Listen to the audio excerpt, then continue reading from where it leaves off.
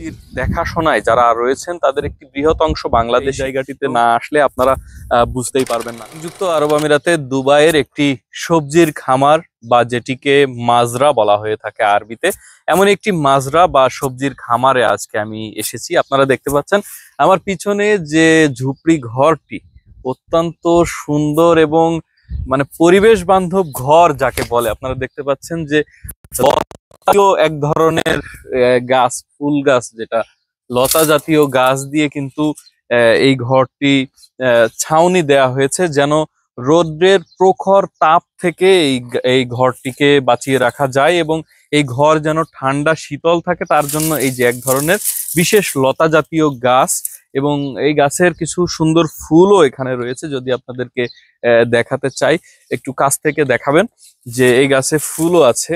এই যে সুন্দর নীলকণ্ঠ জাতীয় ফুল, আমি যদিও গাছটার নাম জানি না। লতা জাতীয় একটি গাছ যেটি দিয়ে ঘরের ছাউনি দেওয়া হয়েছে এবং এই ঘরের মধ্যে কিন্তু এখানে বিভিন্ন ধরনের তাদের প্রয়োজনীয় যে এই যে সবজির যে ট্রে এবং যে কার্টুনে করে এই সবজি বাজারে পাঠানো হয় সেগুলো এখানে সংরক্ষণ করে রাখা হয়েছে। এবং আমার ঠিক এপাশেই রয়েছে সেই সবজির খামার এবং এখানে বেডের পর বেড, এখানে অসংখ্য বেড করে রাখা হয়েছে এবং এই বেডগুলোতে দেখতে পাচ্ছেন যে ধনিয়া পাতা, পালং শাক, মূলা, লাল শাক থেকে শুরু করে বিভিন্ন ধরনের শাকসবজির যে বিশাল সমারোহ সেটি এখানে আসলেই চোখে পড়ে। এই মুহূর্তে আমি ঠিক যেখানে আছি এখানে আসলে এটি ধনিয়া পাতার খামার। অত্যন্ত সুন্দর সুঘ্রাণ এই ধনিয়া পাতা এবং যদি এই পাশ থেকে আপনাদেরকে পালং একটি বেড রয়েছে এবং তার সঙ্গে লাল শাক, বিভিন্ন সবুজ শাকের দারুণ পসরা এখানে কিন্তু সাজিয়ে রাখা হয়েছে। বেশ মরুভূমির মধ্যেও যে শাকসবজির এই ধরনের চাষাবাদ করা যায় সেটি আসলে এই জায়গাটিতে না আসলে আপনারা বুঝতেই পারবেন না। এবং এই দেশের তাজা শাকসবজির একটা বড় ধরনের যে সরবরাহ সেটি কিন্তু এই ধরনের মাজরা, ছোট বড় মাজরা এবং সবজির ক্ষেতগুলো থেকেই করা হয়ে থাকে এবং এই ক্ষেতের বা এই সবজির দেখাশোনায় যারা রয়েছেন তাদের একটি বৃহৎ অংশ বাংলাদেশি এবং পাকিস্তানি। আমরা আরো কিছু মাজরা ঘুরে দেখব এবং দেখাবো আপনাদেরকে জানাবো মরুর বুকে এই যে সবুজ ফসলের এবং শাকসবজির সমারোহ কিভাবে করা হয়ে থাকে। এই যে বালুর মাঝেও নানান রকম চাষাবাদ হয় সেটি আপনারা দেখতে পাবেন। এই যে লাল শাক, যেটি বাংলাদেশে অতি পরিচিত একটি সবজির নাম, এটি ধনিয়া পাতার একটি বেড। আপনারা দেখতে পাচ্ছেন যে ধনিয়া পাতার আবাদ এখানে করা হয়েছে। আমাদের দেশে যে ধরনের বা যে প্রজাতির ধনিয়া পাতা পাওয়া যায় এটিও কোনো অংশে কম নয়। এর যে সুঘ্রাণ, আমাদের দেশি যে ধনিয়া পাতা আছে তার সুঘ্রাণ, এর সুঘ্রাণ অনেকটাই কাছাকাছি। এই যে মাটিটা দেখতে পাচ্ছেন যে মরুভূমির মধ্যে এই বালুতে যে শাকসবজি চাষ করার জন্য যে বেড তৈরি করা হয়েছে, এই বেডের যে মাটি এটি বিশেষ পদ্ধতিতে এই বেড তৈরি করা হয় এবং নিয়মিত পানি এবং সার থেকে শুরু করে বিভিন্ন উপাদান দিয়ে কিন্তু এখানে এই শাকসবজি চাষ করা হয়ে থাকে। পানি দেওয়ার পদ্ধতিটা যদি আপনাদেরকে দেখাই, একটু কাছে আসবেন। এখানে পানির পাইপ আছে, ঠিক যখন যতটা প্রয়োজন হয় প্রয়োজন অনুযায়ী এই যে পানির এই মুখটা দেখা যাচ্ছে পাইপের, এটি এখানে খুলে দিলে এই বেডটি চারদিকে স্কয়ার একটা শেপে এই বেডটি এখানে করা আছে এবং প্রয়োজন অনুপাতে এখানে পানি চারিদিকে ছড়িয়ে দেওয়া হয় এবং একটা নির্দিষ্ট সময় পর পর পানি দেওয়ার প্রয়োজন পড়ে। যেহেতু মরুভূমি, শুষ্ক আবহাওয়া এবং এখানে কিছুক্ষণ পর পরই কিন্তু এখানে পানি শুকিয়ে যায় এবং এই শাকসবজি নিস্তেজ হয়ে যায়।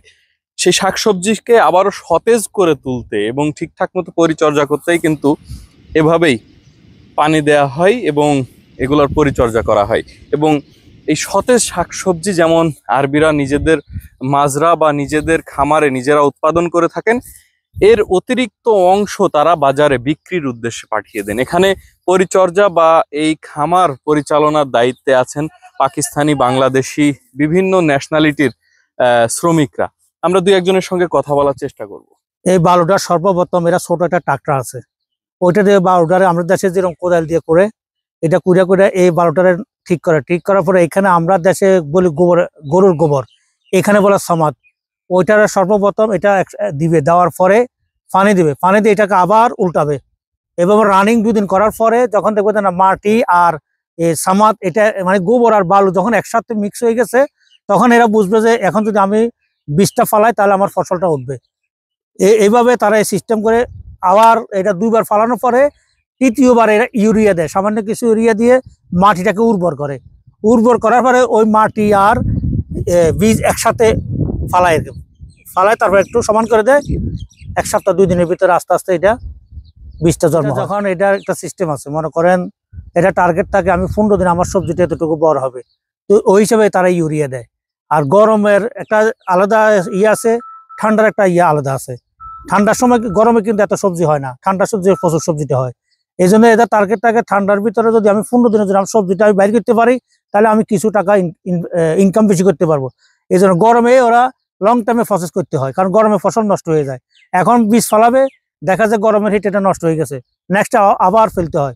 তো এই জন্য তারা লং টাইমে টার্গেট নিয়ে গরমের সময় কাজ করে, আর ঠান্ডার সময় শর্ট টাইমে কাজ করে। ঠান্ডার সময় যে সবজি তারা বিক্রি করে, গরমে আর ঠান্ডার দুটোটা মিক্সে তাদের পুঁজিটা এবং লাভ্যাংশ চলে আসে। तो काम क्या है इधर? हमारा काम यही है जो तुम देखता है, सऊदी लगाते हैं निकालते हैं, अच्छा यही है बस। तुम देख रहा है धनिया है, शिबत है, लाल है। अच्छा हाँ, ये चीज कभी 15 दिन में आता है, कभी महीने में आता है। अच्छा इधर क्या क्या सब्जी है? इधर लाल है, पालक है, धनिया, शिबत, अच्छा जर्जील, अच्छा सरसों नेपाली, अच्छा। और फिजल है। सब्जी के लिए क्या क्या काम करना पड़ता है? पहले क्या करता है? इधर बहुत देखा तो पूरा, ये तो पूरा बालू बालू है, डेजर्ट है, इधर होता है। इसके पहले ट्रैक्टर लगाते हैं, उसके बाद ये सा होता है, इसको बुरश लगाते हैं, उसके फिर बीज डालते हैं, बीज के बाद आता है ये दबी है, इसको ऐसा दांत लगाएगा, फिर इसको कटे करेगा, अच्छा समाज डालेगा, फेंकेगा, फिर ट्रैक्टर लगाएगा। अच्छा उसके बाद अच्छा इसको जो सीड होता है, बांग्ला बीज बोलता है, हाँ। ये सीड किधर से आता है? ये हमको मालूम नहीं, अरबाब को मालूम। अच्छा अरबब, अरबब किधर का है? अरबाब मालूम नहीं किधर का है। अच्छा पाकिस्तान। आप उसका लोग, राज किधर है नहीं वो मालूम नहीं। अच्छा अब जो लोग इधर काम करता है वो आप लोग किधर से देखते हो? पाकिस्तान हम से? पूरा कराची से हैं। कराची से। अच्छा पहले इसका एक्सपीरियंस था आपको? उधर गांव में ऐसा ही कम है ना हमारा, अच्छा उधर मुल्क में ऐसा ही कम है खेती का, ये भी ऐसा समझो खेती है। अच्छा उधर का काम और इधर का काम अलग नहीं लगता है? नहीं नहीं, ये सिम सिम है। Same same. इधर तो ये बारिश नहीं है, कुछ नहीं इसमें है। छोटा जलवा है, उधर बड़ा है। इधर तो बारिश नहीं है, इधर मिट्टी नहीं है। कभी कभी आता है बाहर से इधर, अच्छा आता है जो चीज निकाल में आता है निकालता हूँ, जो नहीं निकालता हूँ वो उसको कैंसिल करता हूँ, फेंकता हूँ।